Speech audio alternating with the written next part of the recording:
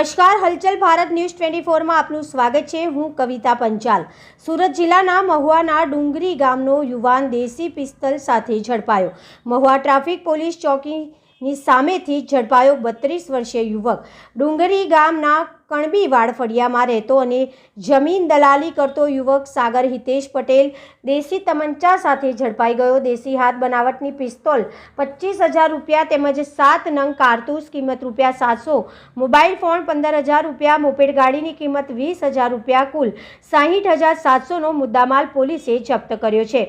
પોલીસે હથિયાર પૂરું પાડનાર સાગર ગરાસિયા રહેઠાણ વાસ્કુઈ ગામ સુગર ફેક્ટરી પાસે અને એક બિહારી નામનો અજાણ્યો ઈસમને વોન્ટેડ જાહેર કરી પોલીસે આગળની કાર્યવાહી હાથ ધરી છે। હલચલ ભારત ન્યૂઝ 24ને જોતા રહો, શેર અને સબસ્ક્રાઇબ કરતા રહો। નમસ્કાર, ધન્યવાદ।